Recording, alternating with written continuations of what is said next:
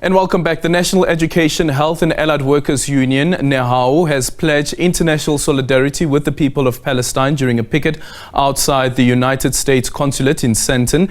They are calling for the ceasefire to the Israel-Hamas conflict. The NEHAWU members have been joined by Palestine activists. We now speak to SABC economics reporter Katlego, who is now joining us live from Sandton. Katlego, good morning. Thank you so much for making time for us. What is it that NEHAWU is calling for this morning, also considering, of course, that resolution that was blocked by the United States at the United Nations Security Council yesterday, but now we're hearing that there is an agreement that there will be a corridor open to allow for humanitarian aid?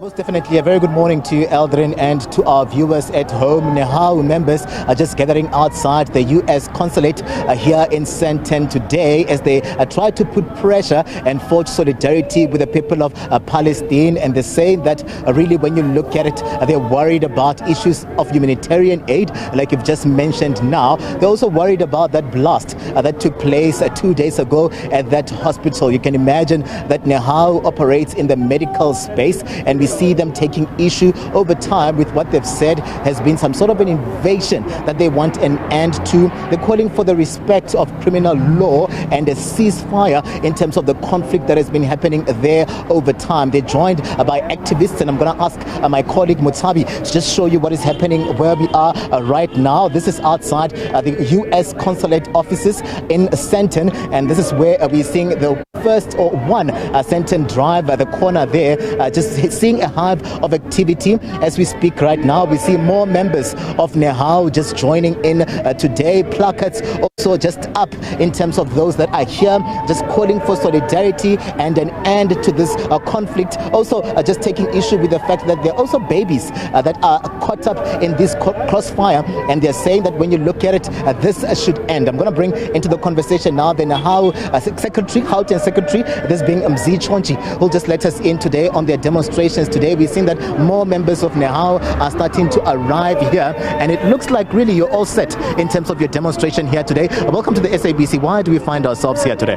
Greetings to you and the viewers at home. Indeed, members of NEHAWU are arriving here. We're about to start the program. The reason why we are here is simple. We are here to demand an end to the strife that Palestinians find themselves in Gaza in particular at the present moment. Our aim is to demand a ceasefire. We are also demanding of the United States of America to stop arming Israel, instead to contribute to the peace process. That must lead to a viable Palestinian state.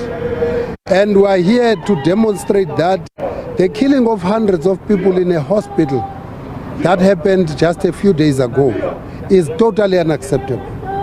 The siege on Gaza that has led to all aid being blocked, no food, no fuel, no water, that must be classed as a crime against humanity.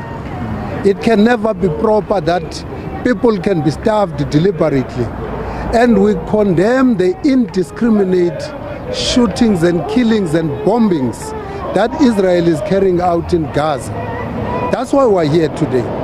We are demanding an end as a matter of urgency to what is happening in Gaza. We're calling on the international community to play their role to stop what is happening in Gaza. We want a situation where Palestinians can be freed from that open jail that is called Gaza. Because one of the things that is always being forgotten is that people in Gaza have been living since 2007 in an open prison in Gaza in the West Bank. And when this thing happens, we cannot forget the history that we didn't start here today. This is something that has been coming, long coming. And to say so is not to say we are supporting what Hamas will have done a few days back. But we know that the occupation of Palestine by Israel is the root cause of all the problems that we're seeing there. So anything that does not end with the occupation of Palestine by Israel is not a solution. And we are here, therefore, as part of a continuing struggle in solidarity with the people of Palestine to demand that Israel must free Palestine and Palestine must be free now. I mean, you're right to say this is the first time that we're seeing this conflict and the clashes play out there in the Middle East, and there were even calls for a two-state solution that would just come through to ensure that these two nations are able to exist or coexist, and that did not work. You're calling for the ceasefire. If then the fires are ceased, where to from here? What would be the permanent solution that you would advocate for that would see both parties just satisfied with what is happening there in the Middle East?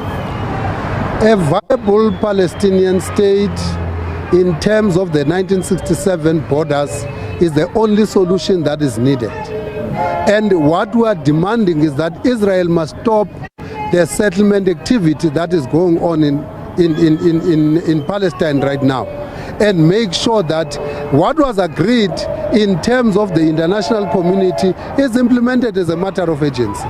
So, as long as Palestine is not free, we will always have what is happening now. And that's the only demand that we have. Palestine must be freed.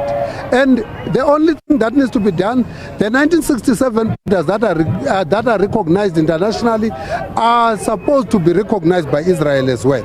Israel must stop the settlement activity. Israel must stop treating Palestinian people as non-human beings. Israel must stop everything that is doing to Palestinians and end the occupation and end it now.